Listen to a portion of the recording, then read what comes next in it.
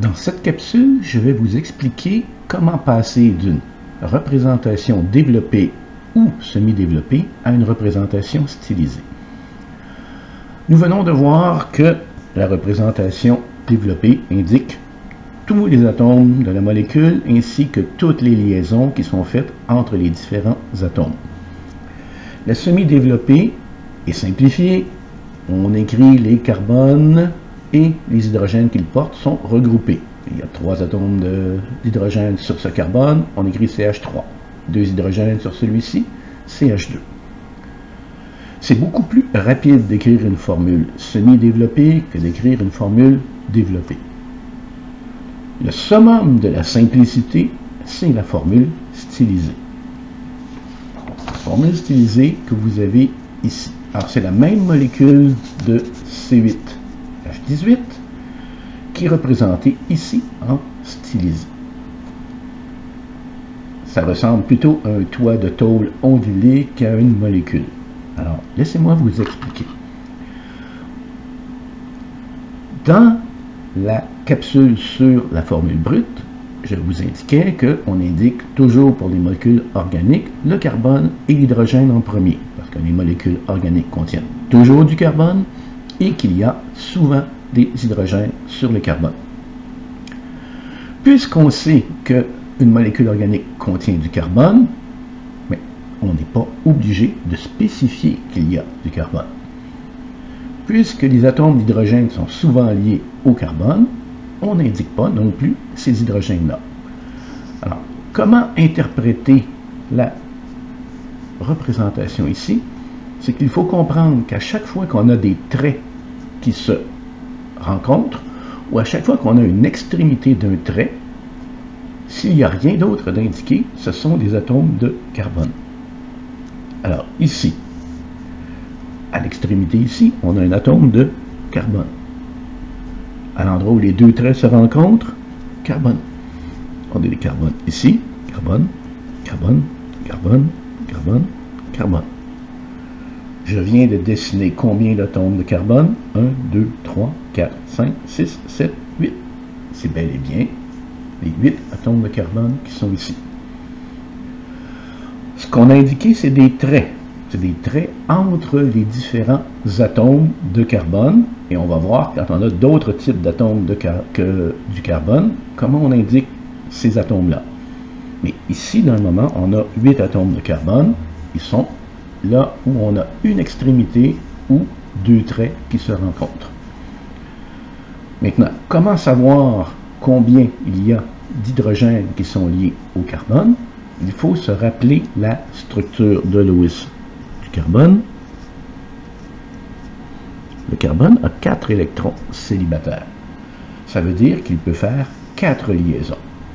Dans toutes les molécules que vous allez voir dans le cadre de ce cours, le carbone fait toujours 4 liaisons. Alors, ici, si vous prenez ce carbone à gauche complètement, dans la formule stylisée de départ, cet atome-là fait une liaison avec l'atome de carbone ici. C'est ce qui est représenté par le trait. Le carbone fait une liaison simple avec l'autre atome de carbone. Puisque le carbone fait toujours 4 liaisons, s'il y en a une seule de représentée ici, qu'est-ce qu'on n'a pas indiqué clairement dans la représentation stylisée? C'est le nombre d'hydrogènes qui sont liés au carbone. Tel que représenté ici, le carbone fait une liaison avec un atome de carbone. Il doit en faire 4 au total. Donc, il y a combien d'atomes d'hydrogène qui sont liés sur ce carbone? Il y en a 3. Le carbone ici, il fait une liaison avec le carbone à gauche et une liaison avec le carbone à droite. On a 2 liaisons qui sont représentées. Puisque le carbone doit faire 4 liaisons, s'il fait 2 liaisons, une avec chacun des carbones, ben, il manque 2 liaisons qui ne sont pas représentées. Et il y a combien d'hydrogène sur ce carbone-là? 2. Même raisonnement pour le carbone, les autres carbones qui sont là.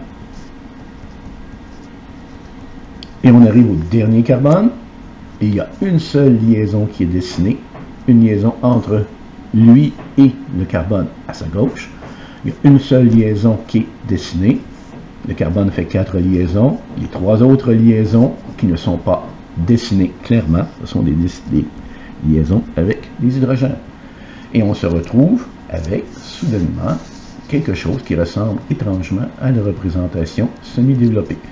CH3, CH2, CH2, CH2, CH2, CH2, CH2, CH3. Maintenant, si on a des liaisons multiples, alors, je vous ai repris un peu plus bas ces deux molécules-ci en représentation développée.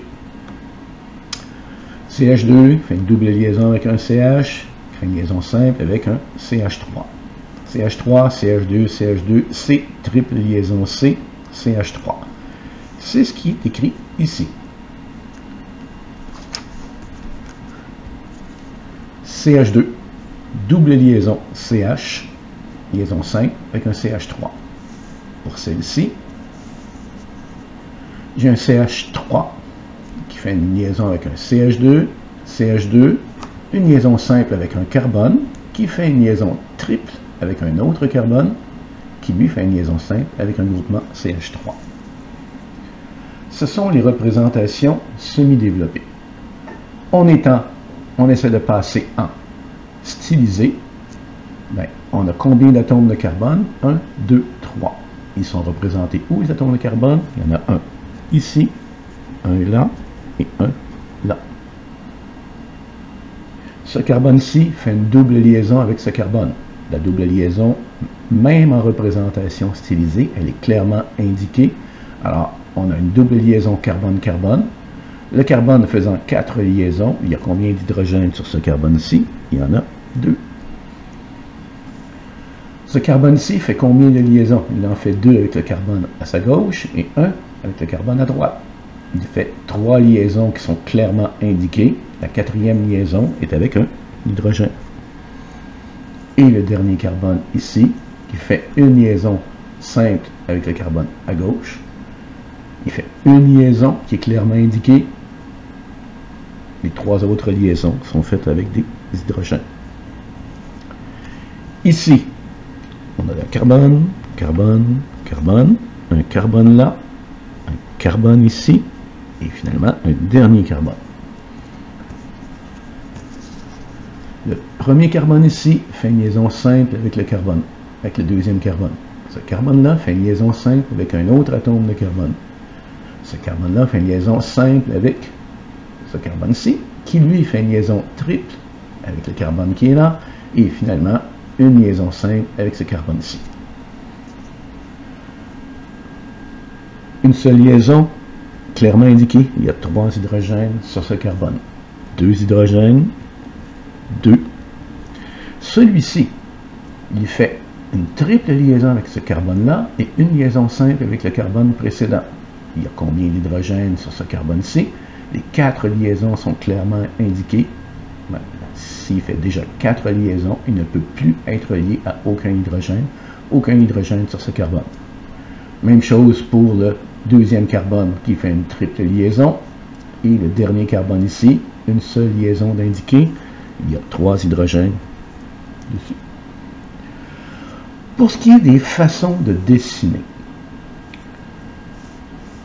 à l'exception d'une liaison triple, et on va voir pourquoi la semaine prochaine, mais tous les angles sont 109 ou 120 degrés, et à l'œil, êtes-vous capable de distinguer ici que l'angle est de 120 degrés alors qu'ici il est de 109? Non, donc essayez de dessiner en faisant environ des angles de 120 degrés. Ce ne sont pas des angles de 90 degrés, ce ne sont pas des angles de 30 degrés, ce sont des angles d'environ 120 degrés. Alors, si je prends la dernière molécule ici, qui n'est pas dans votre cahier, je prends une molécule qu'on a travaillée tout à l'heure en semi-développée, dans la capsule précédente, CH3, CH2, CH2, OH. Il y a combien d'atomes de carbone? 1, 2, 3. Alors, je prends, en utilisant des zigzags, Donc, en écrivant la molécule avec des angles de 120 degrés, j'ai un premier carbone qui est lié à un deuxième carbone. Je viens de dessiner cette liaison-ci. Le deuxième carbone est lié à un autre carbone. Donc, j'ai maintenant un carbone, un deuxième carbone et un troisième carbone. Toujours avec des angles d'environ 120 degrés, je fais la liaison entre ce carbone-ci et l'oxygène. Maintenant, il faut l'indiquer que c'est un oxygène. Parce que si vous regardez la molécule telle qu'elle est dessinée dans le moment, nous avons un carbone ici, un carbone là, un troisième carbone, mais si j'indique rien ici, ce qui est supposé être là, c'est un carbone. La liaison ici est avec un oxygène. Mais ce n'est pas un carbone, alors on indique l'oxygène. Et cet oxygène-là porte un hydrogène, est lié à un hydrogène, on indique. Alors, la représentation stylisée de la molécule qui est ici, CH3, CH2, CH2, OH, c'est la suivante. Et si on redécortique, on a quoi? On a un carbone ici, un carbone là, un carbone ici. Et attention, là maintenant, le trait s'arrête à un oxygène. Il n'y a pas de carbone à cet endroit-ci. C'est bel et bien l'oxygène qui est lié là. Combien d'hydrogènes sur le carbone ici? Il va y en avoir 3. Combien sur celui-ci, qui fait 2 liaisons? Donc, ce qui n'apparaît pas, c'est les 2 autres liaisons qu'il fait avec les hydrogènes. Ce carbone-ci fait une liaison avec le carbone à sa gauche et une liaison avec l'oxygène. Il fait 2 liaisons clairement indiquées, mais il faut qu'il y ait 2 hydrogènes sur ce carbone. Et nous nous retrouvons donc avec CH3, CH2, CH2, OH. Mais en représentation stylisée, donc je la reprends. CH3, CH2, CH2, OH. C'est la façon de faire une représentation stylisée. C'est la signification de la représentation stylisée. L'exercice qui suit dans vos notes de cours devrait pouvoir vous aider à comprendre encore mieux.